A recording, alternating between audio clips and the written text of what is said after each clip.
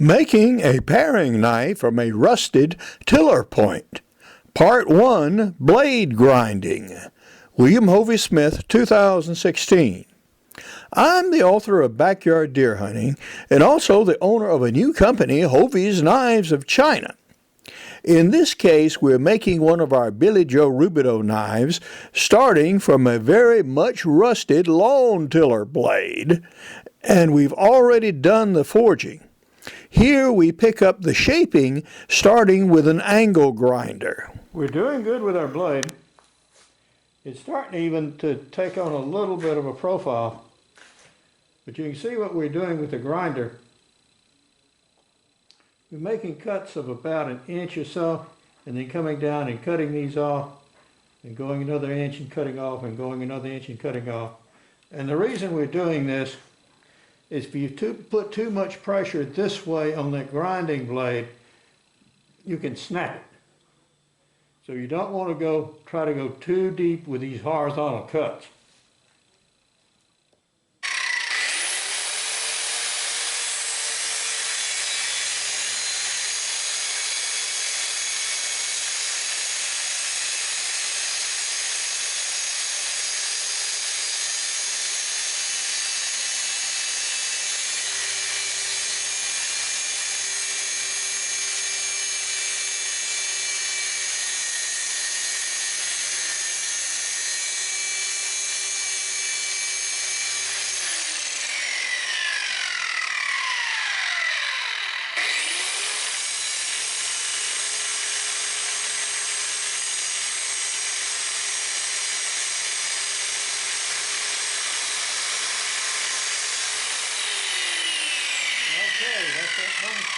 Off.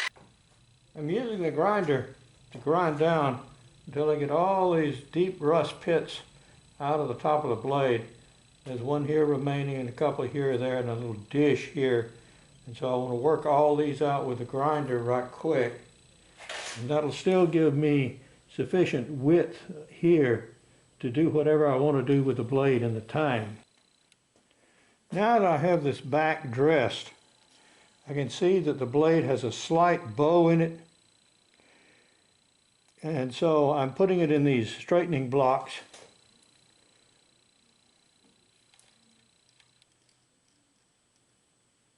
Okay.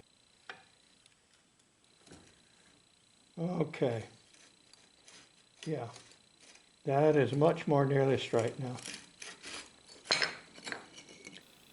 We have the blade shaped about to total length, although the width of the blade in this direction is still too thick. But you can see what we started with. And this tang section is unusually thick right now. And the blade has many irregularities and dips in this direction. Once we get these two surfaces somewhat more nearly flattened. Thus far, the steel seems to be in good shape. I don't see any cracks running through it on dressing either the bottom or the top here. So the steel seems to have come through fine. So now it's just getting these irregularities dealt with and these, and that's going to reduce the width of this blade section by nearly half. Then we'll shape the point and start worrying about the exact profile here. This piece of steel, direct from the angle grinder, has a lot of very sharp edges here, which is almost guaranteed to cut the fabric belts of the belt sander. So I'm going to go ahead and do some more grinding inside this cabinet. And that way I'll be able to dress up a lot of these issues, I think, much more rapidly than I can do it anywhere else. We're now starting to produce something that looks a little more like a knife. And it still has some significant problems in it. I have a little swell right here on this side, and so I'm going to have to grind that down flush.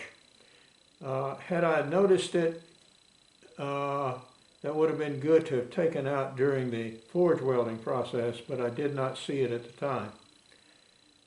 Now the steel itself has been carefully inspected, and thus far there are no cracks and there are no fatal flaws in it. So this is a stage where you can get a good look at your steel and see if there are any problems. Of course they may be that you would only see at this stage, but you don't want to put any more work in a piece of steel that's fatally flawed, like having a crack that runs through here or anything of that sort. But so far everything is looking good, and there was a surprising amount of sound metal in that blade. With this belt sander, I'm able to move material much faster. And actually, since it has a flat platen on it, take some of the irregularities and waviness out of the blade in this direction. So we're going to be able to do a lot of good here in a hurry. The trick is to pay attention to what you're doing. Just a few seconds on this belt in the wrong way can make you have an error that you just cannot correct. So beware, and don't go super high speed. This has a variable speed on it, and so I'll be grinding at fairly low speed so I can keep track exactly of what's going on.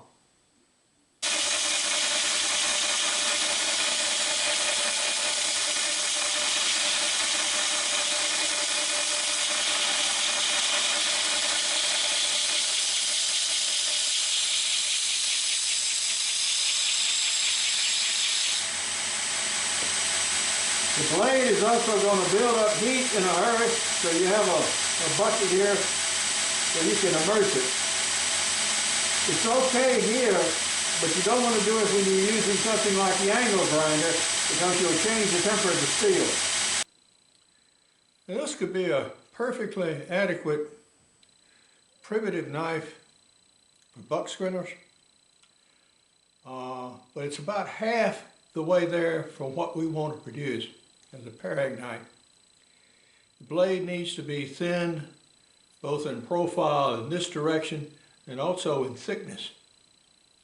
So that's what we're going to mainly work on right now. But we're getting there, and so far the steel, the steel is holding up, the steel is looking good, and we've got enough stock there. Just a matter of time now, and we're getting something that, it's going to look pretty good when we're done with it. Well, we've now used our belt sander here to get very close indeed to the profile that we want. So we've used exclusively now the coarse belt, and now we're going to go to a finer grit to get rid of a lot of these coarse polishing marks and do the final shaping and sharpening of the blade. Now that we're going to this finer belt, we get much closer detail so far as setting the bevel here of the edge, squaring off this area so that we get a good termination with the scales. You can see the profile of the blade and how much it's been thinned in this direction. And the scales are going to fit over this, so this will be a full width tang here, which will sort of help balance the knife. Since the tang is short, we don't have much tang to work with, although we will have wood extending out to here.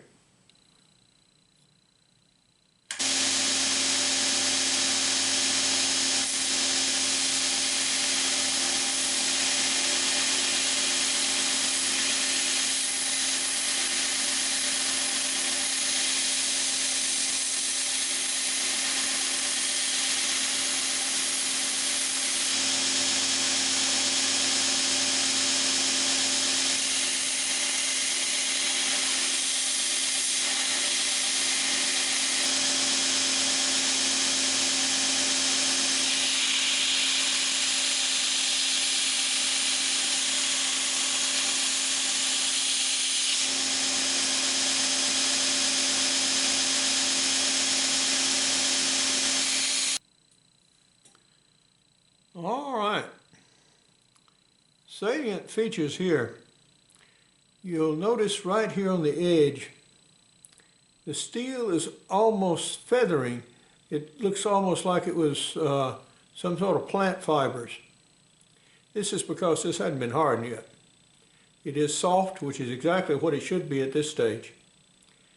And this is as far as it makes sense to do grinding now. We're going to do a little more polishing with finer grit just to remove some of the excess deep scratches on the blade. Then we'll go ahead and drill these scales. We're transitioning here from a 60 to a 120 grit. And the idea is just to get some of these deep scratches off. That is starting to look much better, much more nearly like a finished blade. Well, some knife makers start actually with a product like this. And what they do basically is put grips on it. Well, this, as you see, has been starting from absolute scratch. And that's how we make our Billy Joe Regal knives. I have some decorative 1/8 inch pins here. So I'm going to go ahead and sight the holes for those. Give me a little lube there.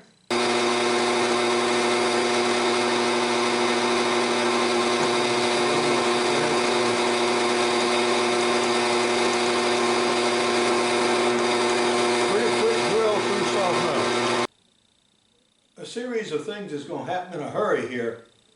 My heat treatment on my paring knives is completed. So I'm going to take them out of the oven, unwrap it from the foil here, and then temper it by plunging it into this oil. Now I have another piece of steel in that oven that'll go in the oil first to preheat it. So we're going to retrieve that right now. I'm going to open the envelope here.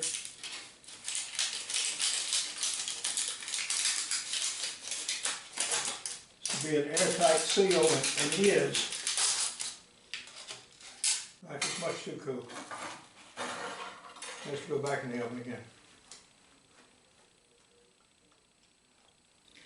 We're ready to harden this knife.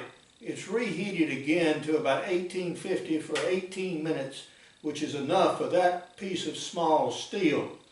So we're going to turn it off, retrieve it, and hook it right here and plunge it down in our oil, which is still plenty hot. The squinching oil, incidentally, only needs to be about 200 degrees, so it is still retaining that much heat and more. And yeah, that's looking good.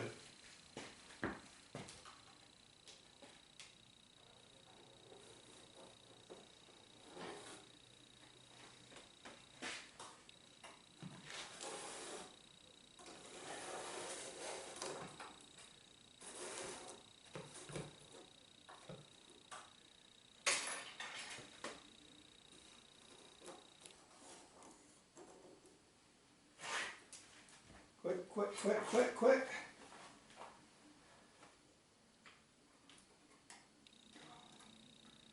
Oh.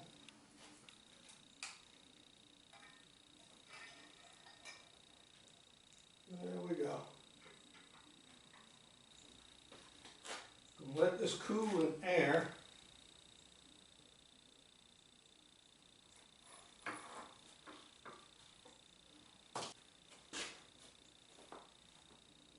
We did pick up some scale we're going to have to polish off.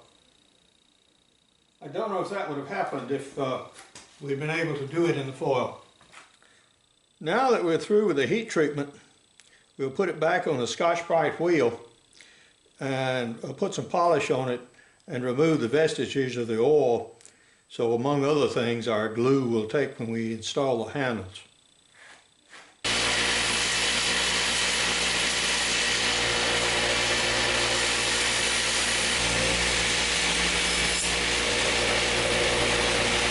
Yeah, it's coming up right nice.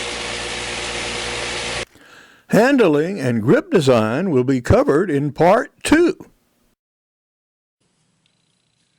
But now, this is Hovey Smith, reminding you to hunt what you eat and eat what you hunt.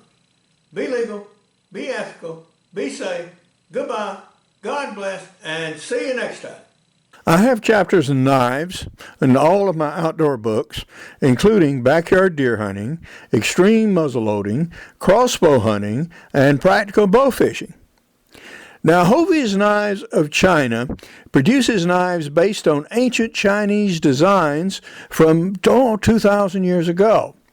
And these are now made in modern steels and are equal or better than any kitchen knives in use today.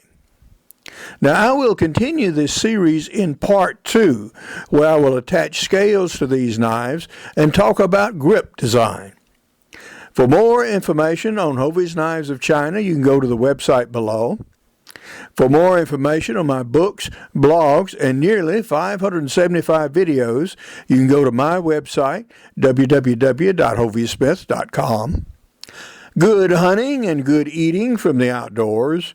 Goodbye, and God bless.